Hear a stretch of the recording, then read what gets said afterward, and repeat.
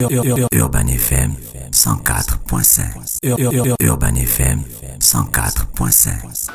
Sur les 104.5 Urban FM, la station Urban avec Jean-Paul. Jean-Paul, bonjour. Bonjour la fraîche. Comment tu vas ce matin? Ça va très bien. Alors, quoi de neuf? On va parler du Mali. Ouais, le Mali. Oui, où le Conseil national de transition qui fait office d'organe législatif, puisque l'Assemblée nationale avait été suspendue dès l'arrivée des putschistes, des militaires au pouvoir en août 2020. Et donc ce Conseil national de transition devait examiner, si tu veux, les conclusions des assises organisées par la junte en décembre dernier, en vue d'élaborer une charte de transition. Cette charte de transition devait remplacer la Constitution, qui est la loi fondamentale du Mali, du moins durant la période de la transition, en vue de préparer, si tu veux, de manière plus sereine, des prochaines élections qui auraient pour objectif enfin de transmettre le pouvoir aux civils et donc et permettre ainsi un retour à un ordre constitutionnel tout à fait normal. Et donc, le Conseil national de transition, il faut savoir que ce sont des membres qui ont été désignés par la junte militaire. Ils sont au nombre de 121. Et donc, ces 121 membres du Conseil national de transition ont donc décidé de modifier la première charte qui avait été élaborée par le premier gouvernement de transition. Vous vous rappelez, en août 2020, le gouvernement qui avait renversé Ibrahim Boubacar Keïta, qui était dirigé par Mbandao, ensuite renversé par celui qui était le vice-président de ce premier gouvernement de transition, donc le colonel Assimi Goïta. Et donc, il y a eu des changements. Donc, le premier changement, c'est d'abord dans la durée de la transition, évidemment. Ils ont confirmé que la durée de la transition ne devrait pas, contrairement à ce que souhaitait la CEDEAO, c'est-à-dire une transition très courte de l'ordre de 6 mois à 1 an et demi.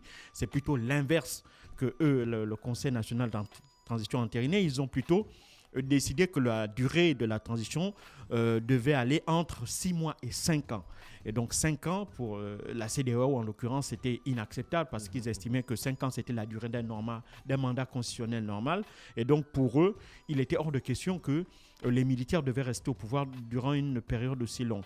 Ça va évidemment présager de tensions encore plus fortes, non seulement vis-à-vis de la CEDEAO et déjà aussi vis-à-vis des partenaires européens, en tête desquels la France qui était aussi arrimée sur cette question d'une durée de la transition très courte avec les pays de la CEDEAO.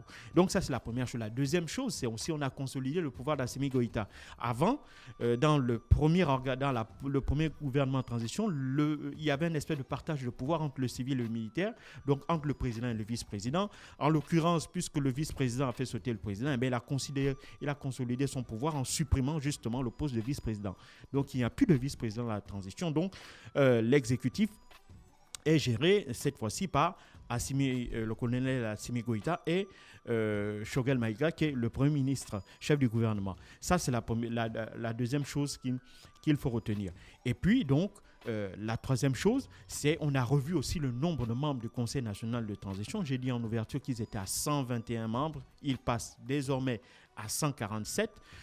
Cette augmentation du nombre de membres a été voulue pour essayer d'élargir encore un peu plus la représentativité des membres du Conseil national de transition, en vue de leur donner plus de légitimité, puisque cette légitimité, du fait de la décision du gouvernement malien de demander à la France de partir sine die de son territoire, même si la France a fait savoir qu'elle ne le ferait pas, mais au moins le fait de poser l'acte sur un plan politique, ça évidemment galvanisé les soutiens de la junte malienne qui ont dimanche manifesté pour prouver leur soutien, et la junte aussi en a une fois de plus profité pour montrer aux yeux de la communauté internationale, particulièrement la CEDEAO, qu'elle bénéficiait de cette légitimité-là.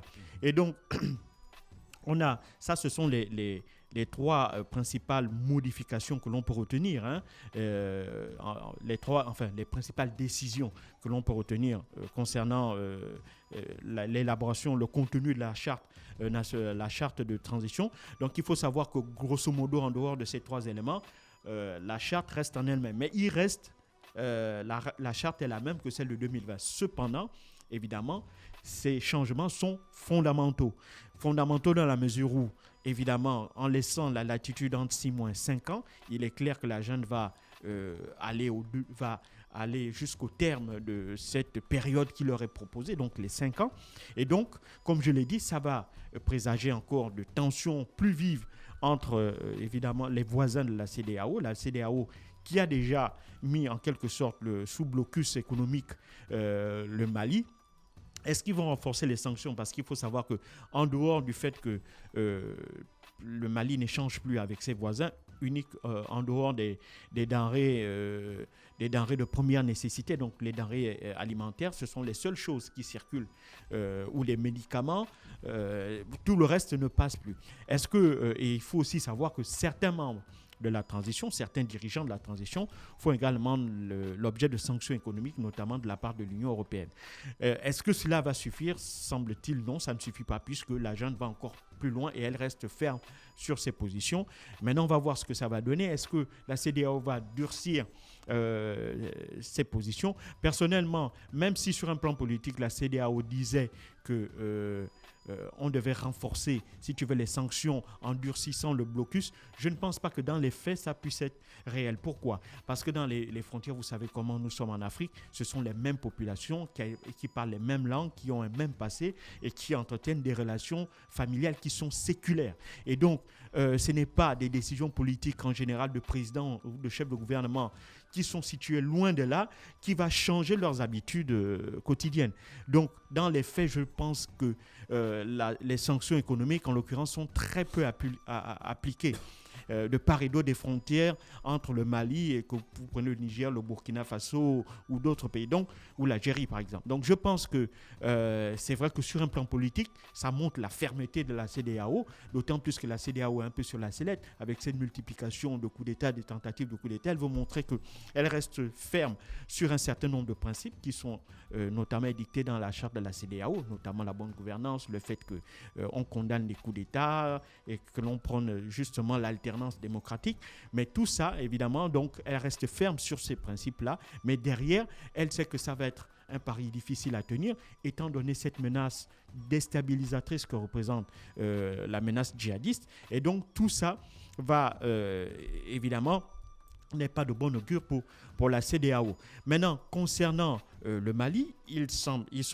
évidemment, ils restent droits dans leurs bottes, mais le Mali n'est pas aussi isolé que cela vis-à-vis de la communauté internationale, puisqu'elle a des alliés, en l'occurrence la Russie, et peut-être même, je suis sûr que je ne serais pas étonné de voir peut-être des négociations peut-être en off avec la Chine, parce qu'aujourd'hui, la Chine est un peu incontournable pour les pays qui sont de plus en plus mis au banc des nations. On l'a vu avec la Russie dont le président Vladimir Poutine a poussé un peu plus le curseur du côté de la crise en reconnaissant les républiques du Donbass, donc celles de Lugansk et de Donetsk, rendant ainsi furieux les Européens et les Américains qui avaient demandé à la Russie de reconnaître en quelque sorte les frontières de l'Ukraine conformément aux accords de Minsk signés en 2014. Donc, les accords de Minsk viennent de sauter en éclats et donc les Européens et les Américains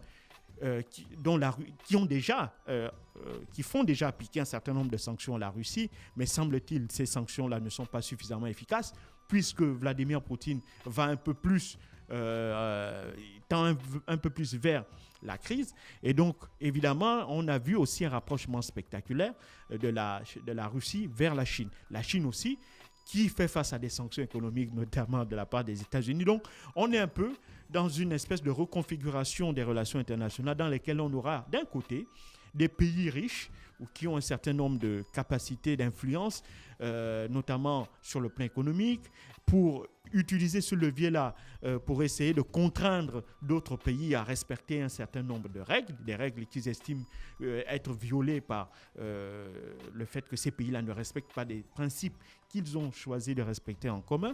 Et donc, on a ce côté-là, ceux qui sanctionnent, et d'autre côté, ceux qui sont sanctionnés, et donc qui commencent de ce fait à essayer de se rassembler, à essayer de mutualiser leurs efforts pour, évidemment, faire face, pour essayer de résister aux effets nuisibles de ces sanctions, parce qu'il ne faut pas vous y tromper, lorsque des pays comme l'Union européenne et les États-Unis vous infligent des sanctions, en fonction évidemment du degré des relations économiques que vous entretenez avec ces pays-là, ça fait quand même mal. C'est le cas avec la Russie qui échange énormément avec l'Europe.